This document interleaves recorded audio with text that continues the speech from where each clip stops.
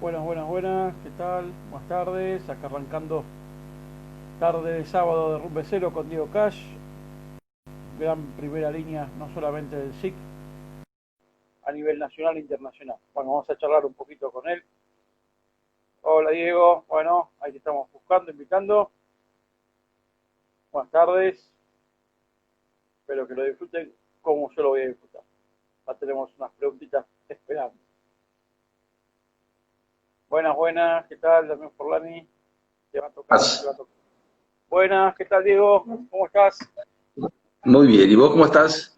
Bien, bien, bien, todo bien, por suerte, todo bien. Bueno, desde ya agradecerte por este ratito de charla de rugby. Sé que hace bien en estos momentos que estamos extrañando la vuelta al club, ¿no?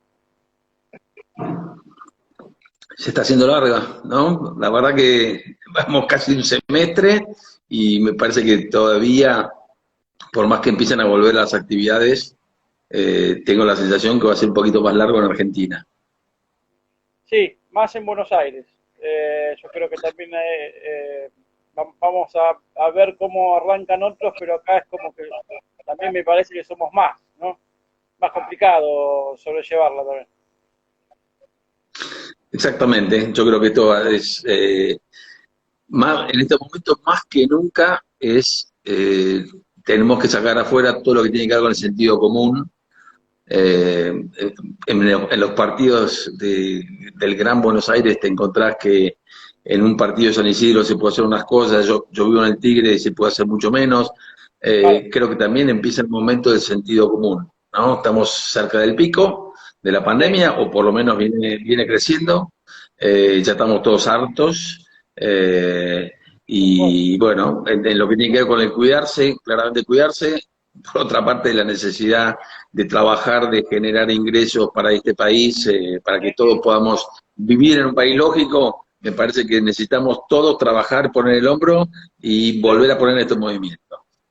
totalmente, totalmente. Más allá de lo que hoy es el laburo que uno viene haciendo, que quizás cerró, volver a arrancar en otro tipo de trabajo, reinventarse. Yo creo que son muchas las cosas las que esto trajo, para bien o para mal. Yo creo que también esto se instaló, este virus. Hasta que no haya una cura, hay que aprender a convivir con este virus y tratar de, bueno, obviamente, con todos los cuidados posibles, evitarlo, ¿no? Y no contagiarlo, no propagarlo tampoco. Sí, sí, pero tampoco, sí, pero tampoco quedarse herrumbrado dentro de tu casa, guardado, No, evitando que en algún momento nos vamos a tener que contagiar. Y seguramente un gran porcentaje de la población se va a enfermar, se va a contagiar. claro, Así que quedarte adentro de tu casa esperando con que, como que te vengan a tocar el timbre, no va si a no pasar nada. morimos por COVID, vamos a morir por inanición. Así que, Por el hambre, totalmente, totalmente. exactamente. Hay que estar en movimiento. Bueno, vamos a charlar un poquito ¿cómo se llama? Rugby. Contame un poquito del SIC y lo que es el sentido de pertenencia. ¿Cómo arrancaste vos a jugar rugby y hoy lo que representa para vos el club? Bueno, arranqué a jugar a los 11 años, un poco de casualidad. Afortunadamente un íntimo amigo de la vida me invitó al SIC, Cristian Borelli, Coco Calice, éramos compañeros de colegio, íbamos juntos al Fátima en Martínez. Mi papá era un tipo deportista, pero de deportes más singlistas, Sí, boxeo, natación, yachting, automovilismo, pero el rugby no formaba parte del menú. Y así fue como de a poquito un amigo me invitó y poco tiempo después pasó a ser mi deporte del resto de la vida. totalmente. Eh, y, y tuve la fortuna de caer en un club como el SIC, que era, pongámoslo digamos, en órbita, ¿no? 71 fue esto, 72. Era un club Claro, muy chico, un club de barrio. Todos nos conocíamos como nos conocemos todos hoy día, claro, a pesar que el SIC creció mucho en cantidad de jugadores, pero era un club de barrio, era un club donde era la extensión de tu casa. sí, Y tuve la fortuna. la fortuna de caer en este club, que es mi casa, sí, es como estar en casa cuando puedo estar ahí, donde te formaste, donde creciste, donde tenés gran parte de tus afectos, de tus amigos, y bueno, en esta etapa de la vida que todos los testimonios se empiezan a cambiar rápidamente y Sí, uno empieza a entregar mucho testimonio, es un lindo momento para seguir compartiéndolo. totalmente. El sentido de pertenencia no me puedo imaginar en otro club que no sea el SIC. Claro, El SIC es mi casa, yo siento que soy parte del SIC, que el SIC es, si me sacás en mi club, me sacás un pedazo. Eh, es, es una parte de uno, y le preguntas a cualquier tipo que ha jugado al rugby, que juega al rugby, y se va a sentir que es como un tatuaje que lleva en la piel. Es claro, indisoluble, claro. es para siempre. Totalmente, totalmente. Después, bueno, toca charlar un poquito de los clásicos. La semana previa a un casi SIC, a un SIC casi, no importa en qué club, por supuesto, uno cuando es local tiene toda ¿cómo se llama? La certeza de saber cómo que ellos la pasen bien, ser anfitriones, más allá de un partido, ¿no? ¿Qué representa para vos un clásico? Y el clásico, es la semana previa al clásico, o sea, jugaste el último partido de la semana anterior y el referee dio el pitazo final y ya empezaste a vivir una semana que bajar las persianas. Claro, claro, Todo, claro. todo se vive alrededor del juego, obviamente cuando sos jugador,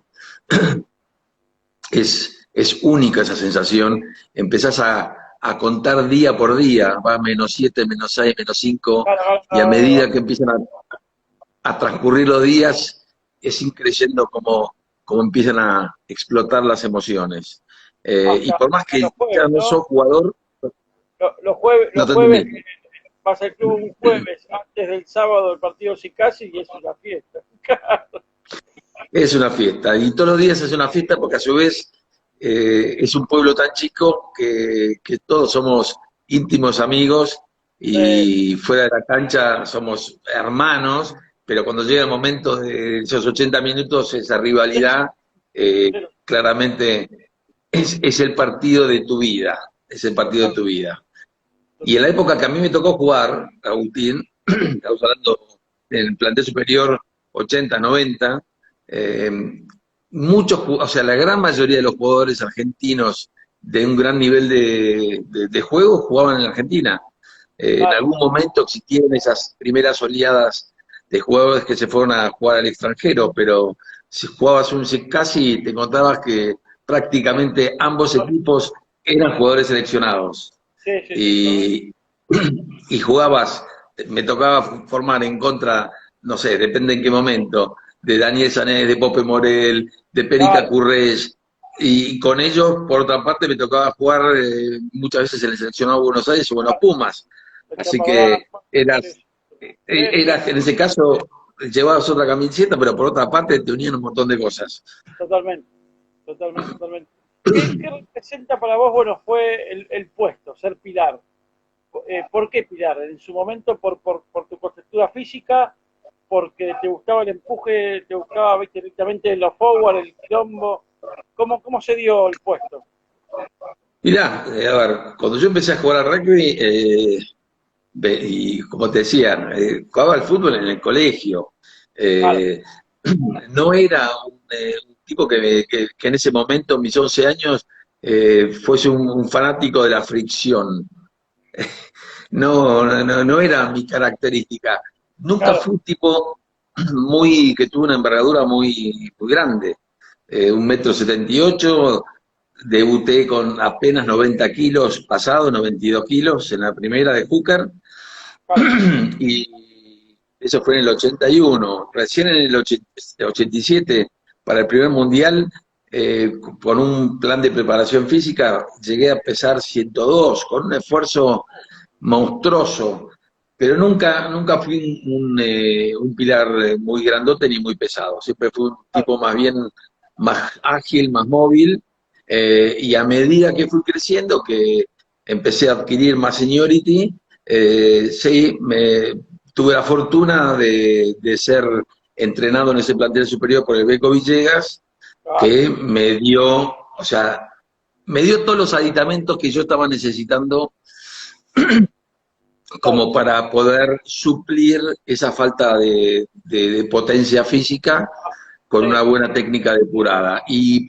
ten en cuenta, Agustín, que en esa época, cada entrenamiento que teníamos nosotros, pack contra pack, intermedia, yo estaba jugando al comienzo en intermedia, y del otro lado en la primera había jugadores como el alemán Insúa, Carlos Estrápaga, claro, Javier Pérez Cobo, tipos claro, que, o sea, tenían años de rodaje, de batallas, de ser sumamente tipos ásperos, y te claro. encontraban del lado enfrente un joven de 19 años que no tenía pelo, casi, que era tiernito, así que era un caramelito para ellos. Así que bueno, de esa manera, con tanta fricción, Sí, empezamos a aprender y digamos, a autosuperarnos. antes de programas. ¿Y qué primera línea para vos fue la mejor con la que hayas jugado? Ya Uf, sea Pumas y como compañeros y después con contrincantes. Todo quiere saber. mirá, son todos momentos distintos de la vida, ¿no? Pero había una época en el club donde teníamos la sensación que era como de memoria. O sea, yo me Ah, tocaba entrar de pilar derecho y me tomaba de Juan Joquelillo, que era mi hooker, y tenía la sensación que claro, estábamos pegados. claro, Y el Moscro Leonardi, en ese momento, que el Moscro ya era un tipo un poco más grande que nosotros dos, era el Moscro, yo y Juanjo en edades, el Moscro lo mismo. Los tres éramos tipos que apenas llegamos a los 100 kilos, pero teníamos una formación técnica muy desarrollada. Y la claro. sensación que éramos una unidad, no éramos tres tipos. En ese sentido, Juanjo tenía una destreza enorme de lo que tenía que ver con entender la estrategia de la formación, a dónde lanzar a su pilar izquierdo y a su pilar derecho, y era todo muy fácil. Después me Claro. tocó jugar con la chancha Corral, pero el Ah, trayecto que jugamos con la chanchita, él como izquierdo, cuando el Moscro dejó, fue mucho más corto. Digamos, ese trayecto juntos. El Moscro claro. era un tipo muy áspero,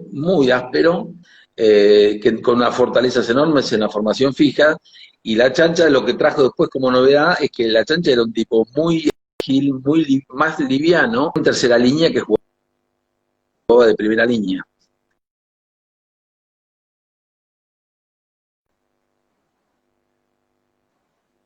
Ahí estamos, de vuelta,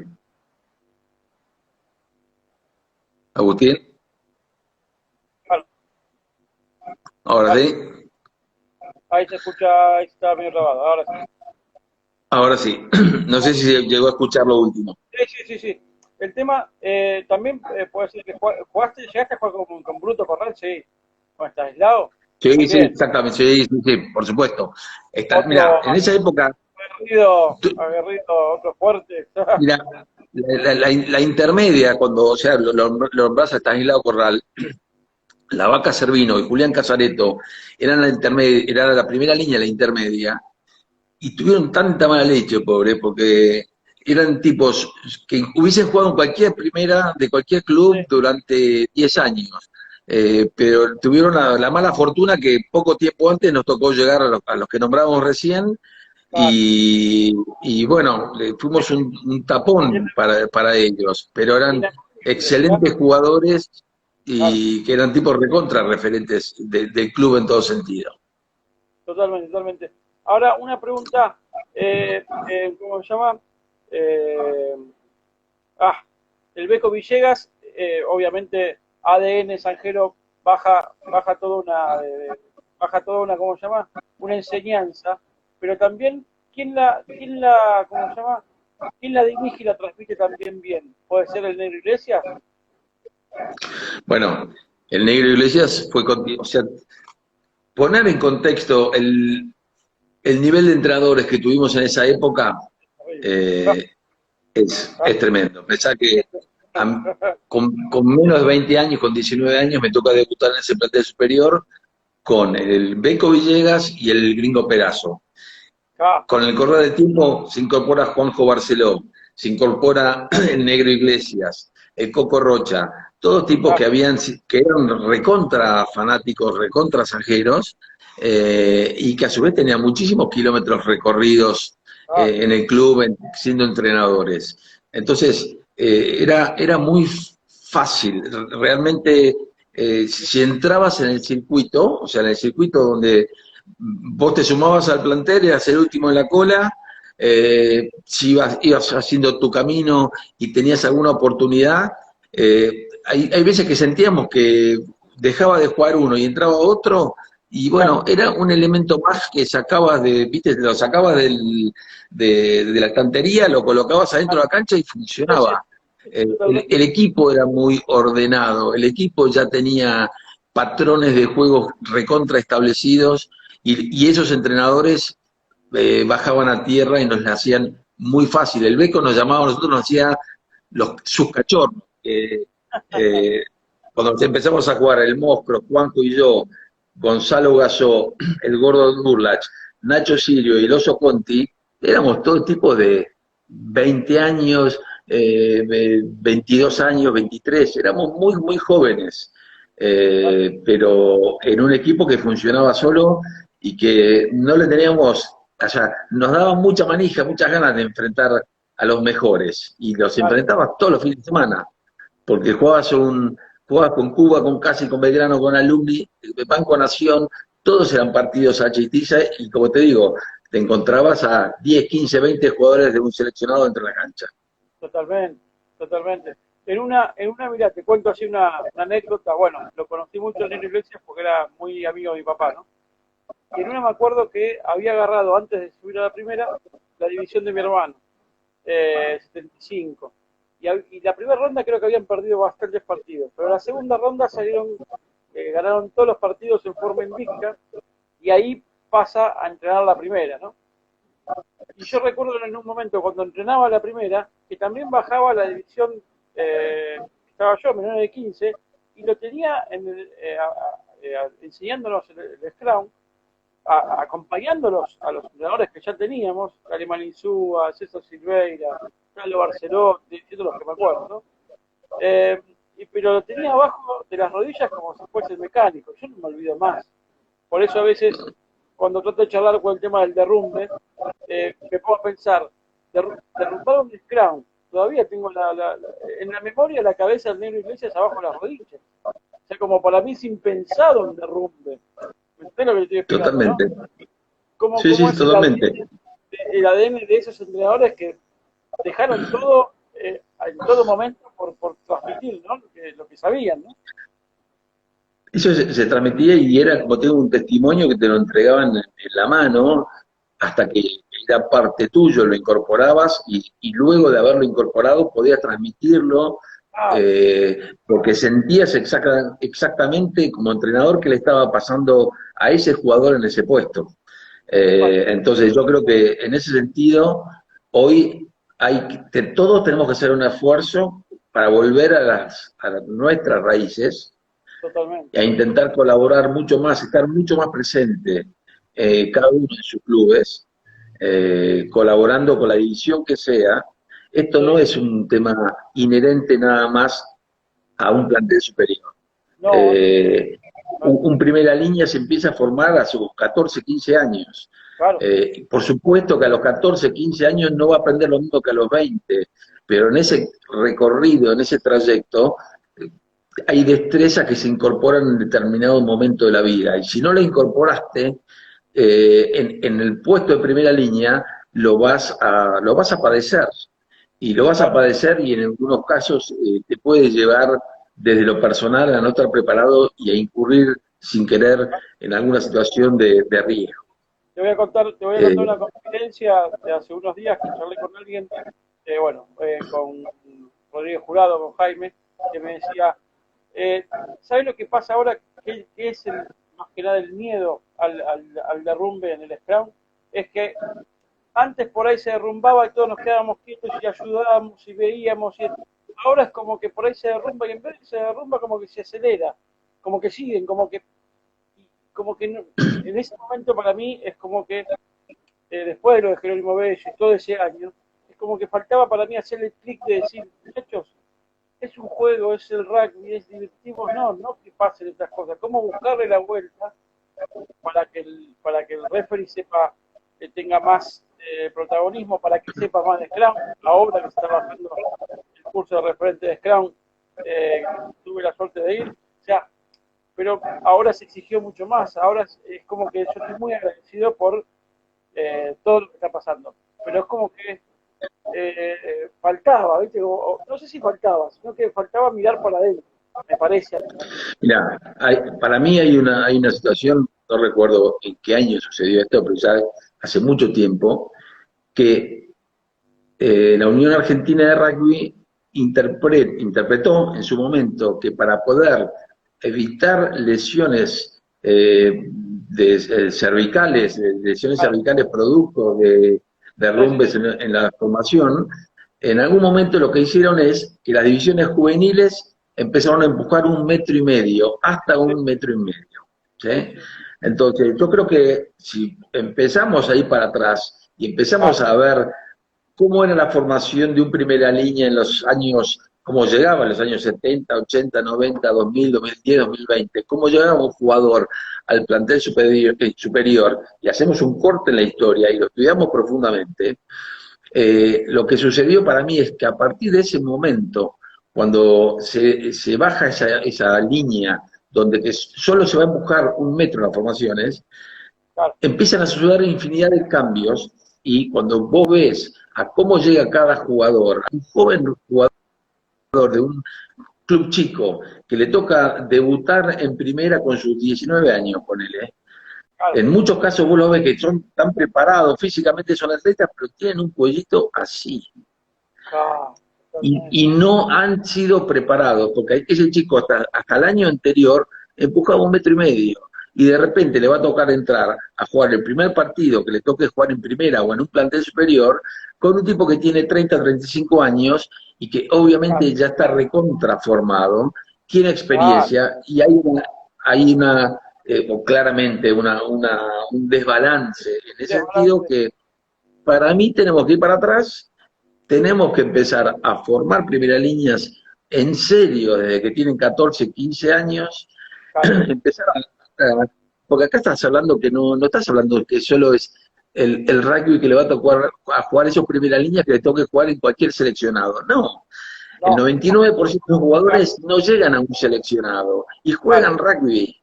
Y muchos de esos jugadores juegan de primera línea, entonces le tengo que dar herramienta a todos. Y después, del 100% de nuestros jugadores, los que les toque llegar a un rugby de alta competencia, estarán mejor preparados. Pero creo que en ese sentido tenemos que ir para atrás, tenemos que darle una vuelta de rosca importante a la situación y empezar a sensibilizar. Acá no hay culpables. No, yo siempre digo, no es fijarse para atrás que nos equivocamos, es fijarnos para adelante, y yo siempre digo, no es derrumbe, es construir. O sea, tiene que ser antes del derrumbe, es cómo lo construimos para jugarlo mejor, bueno, es mi pensamiento, ¿no? Sí, ahí hay un tema para mí que es que por ahí cuando me toca hablar de este tema, o por lo menos expresar lo que siento, sí. Parece siempre como que, no sé, hablamos de la Argentina y parece siempre la Argentina el problema es del otro, ¿no? No hablamos que eventualmente los políticos que hoy por hoy están siendo gobierno o son alternativa y demás, son parte como vos y como yo, o sea, vienen de nuestras raíces. Llevémoslo al rugby por un instante. Acá no hay culpables, pero todos somos responsables, todos. De los tipos que son formadores, referentes de sus clubes, entrenadores, el jugador que está dentro de la cancha, el que toma una decisión, si estamos hablando, suponete, de una mala decisión o una situación intencional, que puede llegar a hacer un derrumbe y producir una lesión. El referato, la gente, el espectador, todos somos, la Unión Argentina de Rugby, como madre, las uniones provinciales, todos somos responsables. Y no es que hay que mirar para afuera, no, flaco, hay que mirar para adentro. Y el periodismo también, entonces cada uno tiene su participación. Claro, todos somos, de alguna manera, participamos y vivimos de este juego en el sentido de vivencia, no vivir de la economía, ¿no? O sea, no, todos disfrutamos del juego. lo disfrutamos como pasión y también más allá de eso, el otro día nos cruzamos en un casi 5 y recuerdo a Anselmi que en minuto 70 saca tarjeta amarilla a uno del casi, Pilar del casi, tarjeta amarilla a Pilar del sí. Lo que deben ser 10 minutos afuera para cualquier persona en ese clásico. Debe ser horrible. Pero también felicito a Anselmi por tener el criterio y la responsabilidad de, sin importarle que haya 5.000 personas, se dijo, mirá, vos no entendiste y vos no entendés. O sea, ¿viste cómo Sí. decís? Bueno, Quiero 1.500 Anselmi, entonces. O sea, exijámonos para... ¿Entendés lo que te digo? ¿No? El criterio de sí. responsabilidad Bueno, ahí de vuelta voy por algo más, Agustín, Dale. eh, y que me parece que tiene que ver con...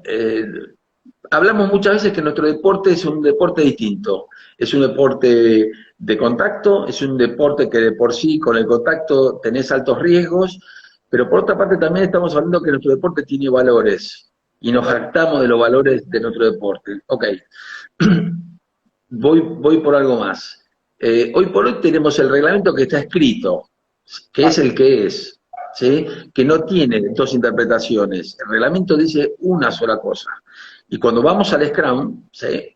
En estos últimos tiempos, más allá de lo que tiene que ver con el cuánto puedes empujar o no, con el reglamento que está escrito, el reglamento dice que no puedes empujar más de tanto, que los ambos packs tienen que estar paralelos al touch, que ningún integrante de la primera línea puede formar ángulos, ni hacia adentro, ni hacia abajo, ni hacia arriba, ¿sí? claro, Que la altura de la cabeza tiene que estar por lo menos a la misma altura de la cadera, que los codos no pueden estar apuntando al piso, que el claro, mediocrown se para alineado con el hombro de su pilar y que la pelota tiene que entrar por el centro del canal de manera paralela a la línea de touch.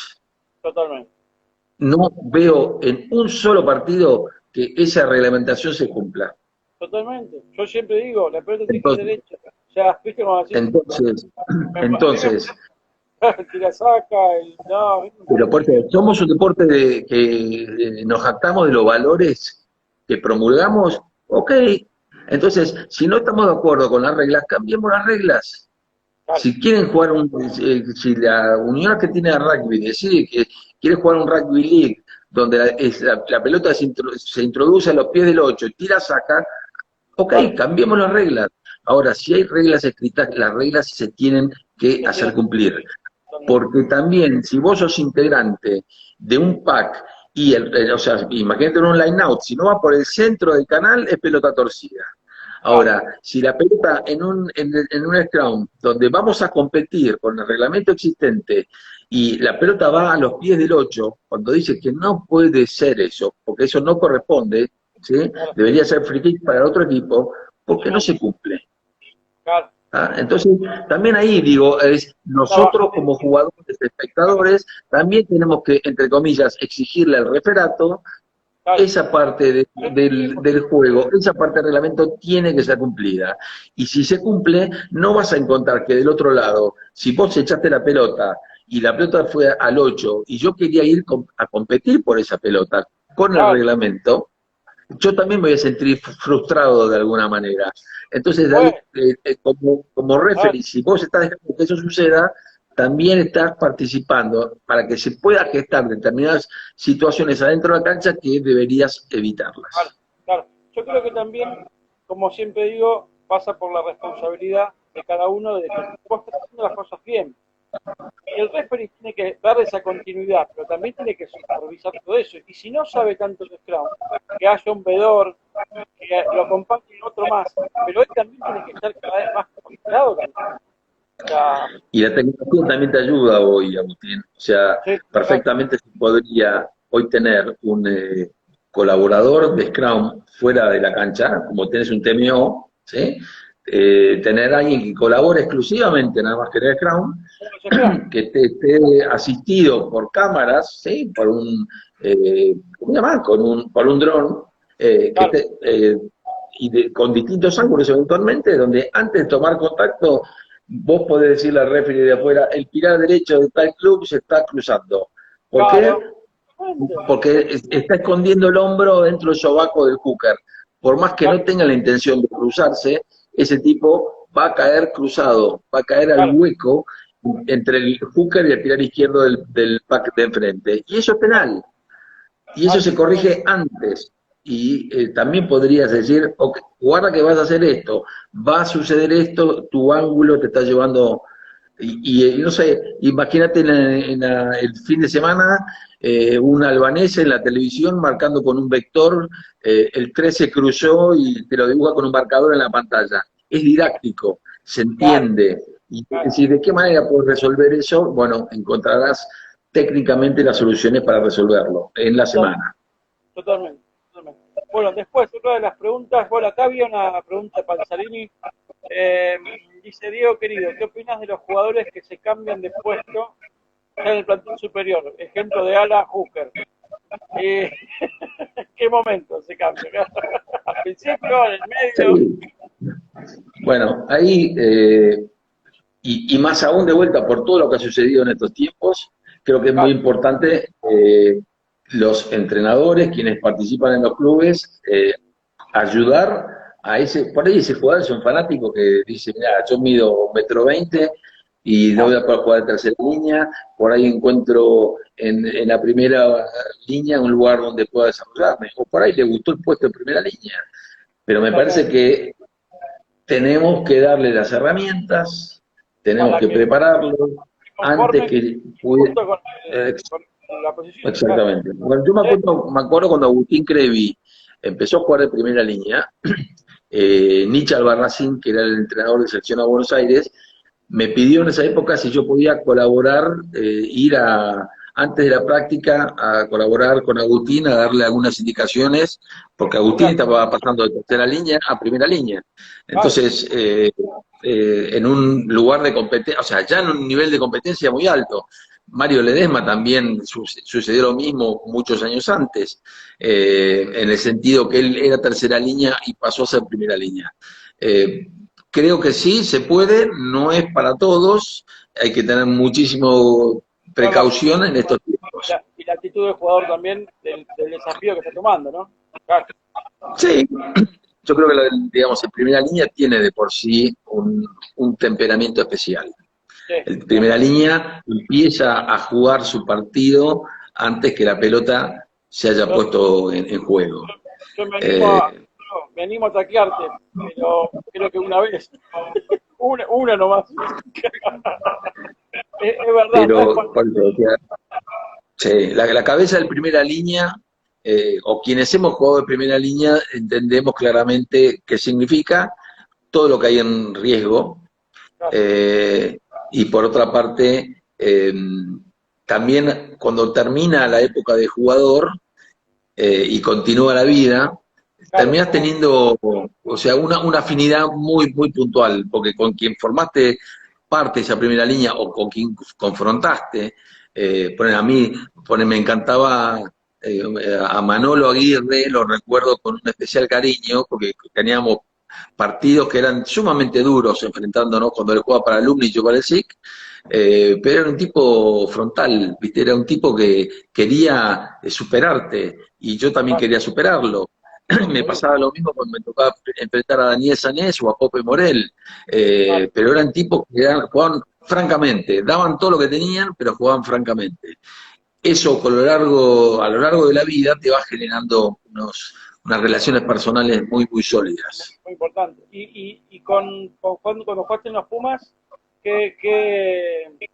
¿contra qué primeras líneas tenías respetos importantes? ¿Francés? ¿Contra quién? Y sí, mirá, la verdad que yo debuté en el 84, pero debuté como integrante de Sudamérica 15. El año 85 fue el primer año que me tocó jugar con los Pumas, y ese año jugamos con Francia y con Nueva Zelanda. Eran primera línea durísimas. Yo era un tipo muy joven, tenía 23 años, como te digo, con muy poco peso, muy liviano internacionalmente. Así que cualquiera que me tocaba enfrentar me tenía que preparar muy por encima de mis capacidades. Y encima esas primeras líneas eran durísimas. Ponele, recuerdo con Garué enfrentarme, y era un tipo que a su vez me sacaba mucha edad, o sea, era un tipo más veterano que yo, pero Garué era uno de los tipos que más respeté como pilar izquierdo. También me tocó enfrentar a McDowell ese año, Steve McDowell, que somos prácticamente mellizos. Sí, acá porque dice, creo que... Ondarts, Fitzpatrick, Forlani, escribe acá. ¿Puede ser? ¿Quién está escribiendo? Perdón. Forlani, Luis Damián Forlani está escribiendo. Fitzpatrick Sí. y Pascal Ondarts, ¿puede ser? Sí. Pascal Ondarts era un vasco recontra áspero contra el cual me jugué en el 88. Garué fue antes. Pero sí, ese año me tocó debutar. El primer partido fue el último partido contra Francia, fue el último partido de hospital. Claro. Que vino esta gira, lo vinieron o sea, se retiraba y jugó el primer test. Ese primer test lo jugué en contra de él con 30 y pico de años y yo 23 recién cumplidos. La diferencia. Enorme. Ese mismo año te decía, jugué contra McDowell, que somos mellizos, yo nací el 10 de agosto del 61 y él era el 11, así que prácticamente la misma edad, y debutamos el mismo año, él en su seleccionado y yo en los Pumas. Tengo recuerdos de esa época muy linda. 88 fue esa serie con Francia que fue una batalla. Que estaba... He ido varias veces a Ferro a ver tu match, y no, el partido contra Francia era... tengo que estar ahí, tengo que ir a ver ese partido. Claro. Sí, es rugby de otra época, ¿no? Rugby de otra época, distinto, donde era un rugby muy áspero, un rugby más permisivo en algunos aspectos. El referee no contaba ni con sus dos linemen, porque los dos linemen lo único que hacían era levantar la bandera, pero no le podían ni siquiera comentar si había alguna situación de deslealtad. No había cámaras, no había nada. Entonces era otro rugby, otro juego. Sí, totalmente. Bueno, contame del partido de ¿cómo se llama? De tu vivencia personal de Australia, sí. Que para uno lo que es con tu club, ¿cómo se llama? Enfrentar a un seleccionado, ¿no? Es inimaginable hoy día. O sea, si vos... los más jóvenes que estén en este momento viendo esta charla nuestra, preguntarles si se imaginan la primera de su club jugando contra los Wallabies o contra cualquier seleccionado internacional. Es imposible. Inimaginable. En ese momento era el campeón del último año de Buenos Aires, jugaba el partido inauguración de la gira, del equipo de gira que venía a Argentina. Con el SIC nos tocó jugar 2 veces contra Australia, 1 vez contra Inglaterra, contra Fiji, 3 veces con Francia. La verdad que el SIC en ese sentido tuvo la fortuna de haber jugado muchos de estos partidos. A mí me tocó jugar con Francia y con Australia, y estuve en el banco con Inglaterra en el 81. Pero este partido es el partido, es el sueño del pibe, jugar con tu club contra un seleccionado que pocos años después salió campeón mundial en el 91, que era era un gran equipo, y que además con nuestras convicciones y nuestra forma de sentir el juego terminamos empatando en 22 con un try scrum que hicimos retroceder al pack australiano y le marcamos un try scrum que para nosotros fue eso significó haber ganado el partido, en definitiva. Claro, no te olvidas más. Por ahí 10 minutos más y mirá si lo ganabas, entonces. Ya, si no. El Beco y el gringo antes del partido nos decían, muchachos, si este partido lo vamos a jugar 100 veces, no hay ninguna duda que Australia lo va a ganar 99. Hay una oportunidad que es el día de hoy, que si nosotros hacemos, si ustedes hacen todo lo que hemos planificado, planteado y la estrategia de juego, ahí tenemos una oportunidad. Bueno, tomamos esa oportunidad y por suerte terminó el partido, cuando terminó ya está. Habíamos No, entregado todo totalmente. y valió la pena. Qué linda experiencia. No, más allá del resultado, estar tan cerca de ganarlo, pero también la instancia de que 5 minutos más, 5 minutos menos, ¿qué sabes que hubiese pasado? No sabés, ya. Bueno, la jugada siguiente del Trade Crown sale de Sí, mitad de cancha. Australia estaba jugadísimo, o sea, Australia era un equipo infernal y con claro, grandes jugadores. Bueno, eran mucho más rápidos que nosotros, más pesados, más altos, con más destrezas. Bueno, me acuerdo que juegan, patean la pelota a la punta y Carozza, que era uno de los winners, se corta y parecía que era try, lo corrimos todo el equipo y el Bambi le gritaba a Efraín Esclar, terminalo, Efraín, terminalo, que esto es historia. ¿qué donde Y bueno, vivís? lo trajeron a la bandera y ahí se acabó el partido y por suerte se acabó y porque ya no dábamos más. Mirá, acá dice Marcelo Sangueri que recuerda la emoción de Diego, que fueron a la tribuna a saludar a la Popu, que nos alentó mucho. Nada, No, no queríamos ir después de la cancha, ¿eh? Nos sí, quedamos no, sentados ahí en la cancha, en el medio de la cancha, charlando, y me acuerdo que la gente que venía, de los cancheros que venían a ordenar la cancha después del partido, decían, dale muchachos, váyanse, no, Franco, de acá no nos vamos. no No me nos voy a queríamos entrar. ir, Claro, totalmente, no nos queríamos ir. totalmente, totalmente. Bueno, y cómo se llama, mirá, bueno, estamos hablando más allá de esos buenos momentos. Yo estoy leyendo uno de los libros, no sé si por ahí te llegó a leer, La guerra y el rugby, de Etienne. No sé si por ahí lo leíste.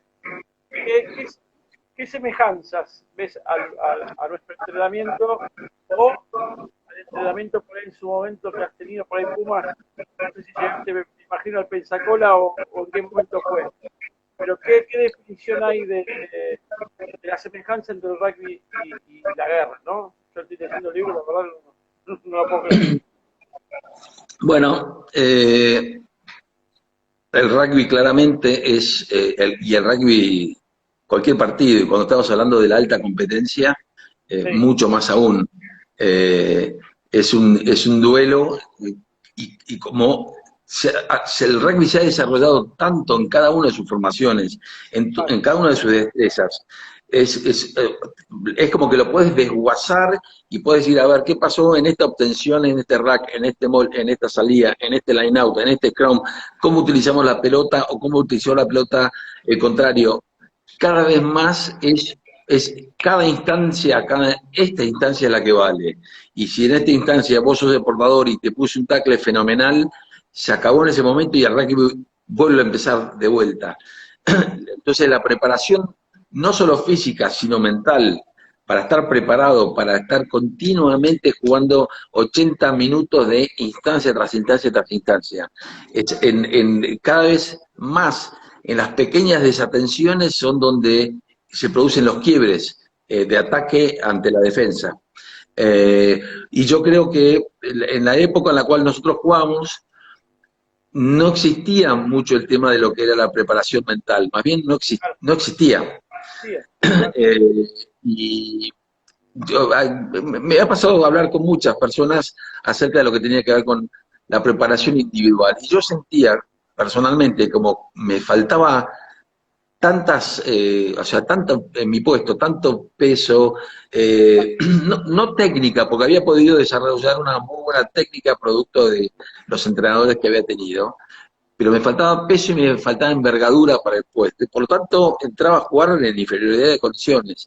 Claro, Y yo creo que a mí, personalmente, lo que tenía que ver con la atención a los pequeños detalles, ese nivel de preparación mental, de algún lugar yo lo incorporé. Y lo que me costaba poner en palabras, hoy veo que se habla muchísimo de la preparación mental para el juego. 40 años atrás no sucedía y claramente es una virtud a incorporar. cuando aparece un jugador como Dengra al lado tuyo, ahí te suma, te agarran un puntapié como si no vamos. Bueno, Serafo tiene un año más que yo, pero él debutó en el seleccionado varios años antes que yo. A ver, Serafo, si no me equivoco, debuta en el 82. En el 82 van a Francia, 83 va a Australia.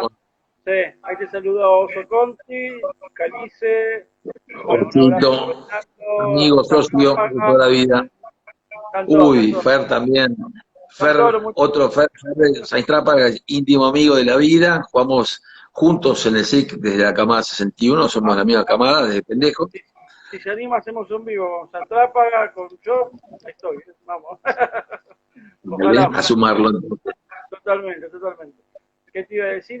Pero bueno, son esos jugadores que también acompañan mucho el entusiasmo con la actitud, obviamente complicidad, jugar de memoria, llevan para adelante, por ahí. Serafín era un tipo que tenía Serafo sí que era, en ese momento, le tocaba jugar de pilar izquierdo, pero perfectamente podría haber jugado tercera línea. Serafín tenía una destreza, o sea, tenía un despliegue dentro de la cancha, que parecía un tercera línea, y quizás su formación no era el punto más sólido que tenía, pero tenía tanto para dar en otros aspectos de la cancha que terminaba no solo equilibrando, sino poniendo, o sea, se ganaba el puesto, se ganaba su lugar, porque tenía muchísimas destrezas y era un tipo, como vos decís, que contagiaba al equipo, que te ponía adelante, que cada pelota que agarraba, él quería ir y superar al tipo que tenía enfrente. Y yo creo que eso fue un sello de nuestra generación. Claro. No lo teníamos, le faltábamos el respeto rugbyísticamente a cualquier equipo con el cual enfrentásemos. Y yo creo que en ese año 85, como te contaba, éramos tantos dentro del equipo, tipos tan jóvenes, que ni te planteabas a quién tenías enfrente, porque si ibas a jugar contra los All Blacks, la tendencia, lo normal, que con 20 y pico años, no es que arrugaras, pero algo seguramente te intimidaba, y yo creo que teníamos tanto desparpajo, tan poco miedo o tanto miedo a meter la pata, que jugábamos muy por encima del nivel que podíamos jugar. Y así fueron tantas buenas rachas, épocas, historias y lindos recuerdos de esa generación. Totalmente. Bueno, la verdad, tengo que agradecerte por este tiempo tan preciado y charlar de estas cosas tan agradables, más allá de lo actual, sino también de unas anécdotas, ¿no? Pero bueno, por ahí que nos cuentes alguna anécdota más, así algún... Mirá, ya que estamos hablando de estas épocas, me acaba de venir algo a la memoria. Vale. Y fíjate, o sea, el rugby en esa época, más allá que el amateurismo o el profesionalismo, en lo que tuvo que ver con el fanatismo de la manera con la cual nos preparábamos, yo creo que éramos profesionales mentalmente, porque de esa manera nos preparábamos para jugar contra quien fuese. Y había, en ese momento, los equipos internacionales, ya existía ese marronismo, o sea, había equipos internacionales que cobraban y su dedicación era full time, y nosotros estudiábamos, trabajábamos y además entrenábamos y nos preparábamos, y hacíamos esfuerzos enormes para equilibrar esas diferencias. Pero a lo que voy, la anécdota va, y es en el año 1985, estábamos en la quinta de Adías, que era el lugar donde nos concentrábamos las 2 noches antes del partido, en Tortuguitas, y estábamos esperando el bondi que nos venía a buscar y nos llegaba al estadio antes de jugar con Francia. Ese fue el día de mi debut, o sea, con la camiseta celeste y blanca, año 85, en Ferro. Ese fue el partido que le ganamos 24-16. Bueno, no sé a qué hora tenía que estar el bondi, pero el bondi no llegaba, nunca llegó. Entonces, imagínate hoy, un partido televisado que no llega uno de los 2 equipos a la cancha, no existe. Bueno, así que no sé de dónde salió un bondi alternativo mucho después, no, o Claro, sea, no existían ni motos que te guiaban, ibas en el medio de la General Paz, el bondi tocando bocina para que nos abran camino, y nosotros nos empezamos a cambiar adentro así del, lo digo. nos empezamos a vender adentro del bondi, test match. No, no, Claro, no, no, no se podía creer. Eso tenía, eso es un sello de lo que fue la era del rugby amateur, si querés, sí, ¿no? sí, Y ese día no importaron las adversidades que no, tuvimos, a pesar de las adversidades, los Pumas le ganaron por primera vez a Francia en el 85. en el 85. Y otra preguntita más, que obviamente nos puso contento a todos, que el Tano Lofreda esté como manager deportivo. La verdad que es una linda noticia no solo para el club, sino para todo amante del rugby, que alguien como el Tano esté de vuelta, ¿no? Mira, yo creo que el Tano lleva, creo que es el otro día en un chat de amigos del club lo planteaba el Bambi Suárez Gachi. Creo que debe ser único caso. El Tano lleva más de 40 años vinculado con el rugby Sí, de la Unión Argentina de Rugby, de los Pumas, porque total. debutó a los 18 años en los Pumas y hasta el día de hoy ha seguido todo este camino. Con la experiencia lograda en esos 8 años, desde 1989, 19, se me cruza, Sí, creo que 2007, 1999 al 2007, esos 8 años, ya 2 vueltas que termina en los Pumas de bronce, claro, y todo lo que el Tano siguió cosechando y aportando, me parece que es sumamente enriquecedor en este momento que ocupe ese rol para colaborar justamente con Mario Ledesma y staff.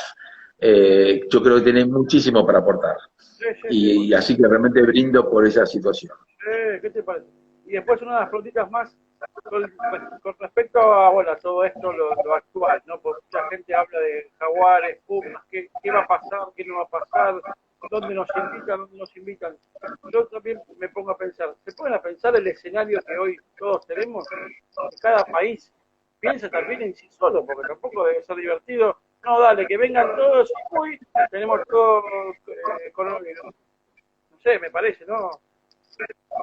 Creo que es sensato Mira, pensar en que las cosas no están para todos de 10 a eso, ¿no?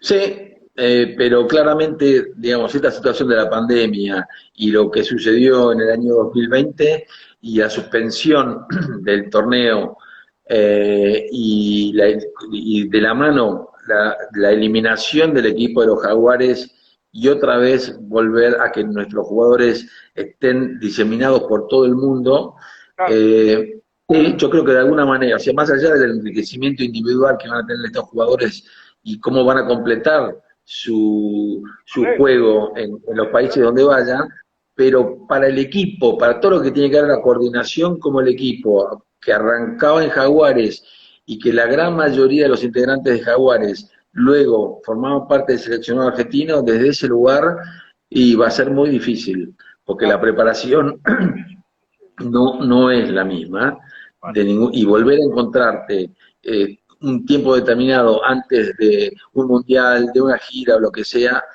no es lo mismo. En no, ese sentido, el rugby de competencia que habían alcanzado los jugadores argentinos sí, vistiendo la camiseta de Jaguares había sido seguro, muy importante. seguro. Y no sé de qué manera hoy se va a poder nivelar esta circunstancia. Pero bueno, yo creo que, bueno, parte de lo mental, pero también no bajar los brazos y ver toda la manera de ver cómo de a poquito Y ir generar metiéndolo para adelante. competencia, ¿no? Sí, Poder lograr generar competencia alternativa, que eso totalmente. es todo un desafío en este momento. Pero para también pensar que no, para aquellos jugadores que en su momento decidieron con las reglas de la Unión, si vos querés ser el integrante de los Pumas, previamente tenés que ser Jaguar. ¿Mm? No, vale, eso Eh, no me pareció muy valor, pero cada eso, sistema eso va a ser- exactamente. Pero bueno, nos va a ayudar también a pensar en largos plazos en Argentina, ¿no? Este tipo de situaciones, para los tipos que tomaron la decisión de quedarse en Argentina para jugar en los Pumas, siendo parte previamente de los Jaguares, y los que optaron, me voy afuera, y ahora están de vuelta en igualdad de condiciones, me parece que es un poco de alguna manera injusto para los que tomaron alguna determinación. Pero Totalmente. creo que es un punto de crecimiento de vuelta para lo que viene. Totalmente, totalmente. Bueno, gracias Diego, agradecerte por todas tus lindas palabras y linda charla de rugby. Así que bueno, muchísimas gracias y bueno, buen fin de semana. Te mando un abrazo enorme, Agustín. Gracias por la invitación. Hace rato que me habías invitado a poder hacerlo y bueno, No, finalmente acá jamás. estamos. Acá estamos. Jamás. Así que No, acá no. estamos y te agradezco mucho. Gracias, un placer. La verdad Ah, que la he pasado muy bien. bueno, muchas gracias. Nos vemos. Chao, chao. Chao, chao, que estemos bien, ¿eh? Hasta luego.